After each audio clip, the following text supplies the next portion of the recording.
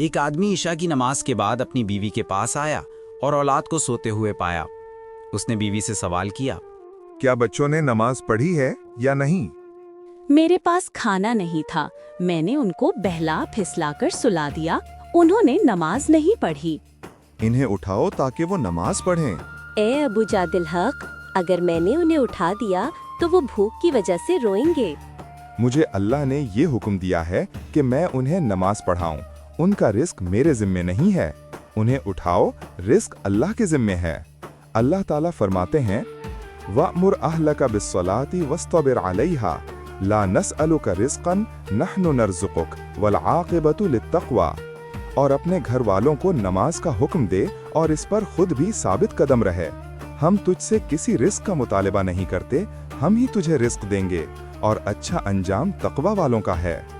بچوں کی ماں نے خاوند کا کہنا مانتے ہوئے بچوں کو اٹھا دیا۔ جب وہ نماز سے فارغ ہوئے تو دروازے پر دستک ہوئی۔ کوئی غنی شخص دروازے پر کھڑا تھا، جس کے ہاتھ میں ایک دسترخوان تھا جس پر لذیذ قسم کا کھانا رکھا ہوا تھا۔ اس نے باپ سے کہا، اسے اپنے گھر والوں کے لیے لے جاؤ۔ باپ نے پوچھا، یہ سب کیا معاملہ ہے؟ غنی نے بتایا، میرے پاس شہر کا ایک بڑا آدمی آیا تھا، میں نے اس کے لیے یہ کھانا تیار کروایا تھا۔ کھانا کھانے سے پہلے ہی ہمارا آپس میں جھگڑا ہو گیا۔ اس نے قسم اٹھا لی کہ وہ کچھ نہیں کھائے گا اور وہ چلا گیا۔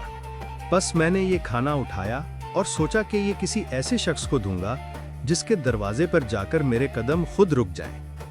اللہ کی قسم، میرے قدم صرف آپ کے دروازے پر آ کر رکے، اور اللہ کی قسم مجھے نہیں معلوم کہ کون سی طاقت مجھے یہاں لے آئی۔ یہ سن کر باپ نے فوراً ہاتھ اٹھائے اور دعا کی، رب اجعلنی مقیم الصلاة ومن ذریتی ربنا وتقبل دعاء۔ اے میرے رب، مجھے نماز قائم کرنے والا بنا اور میری اولاد میں سے بھی ایسے ہی کر۔ اے ہمارے رب، میری دعا قبول فرما، آمین۔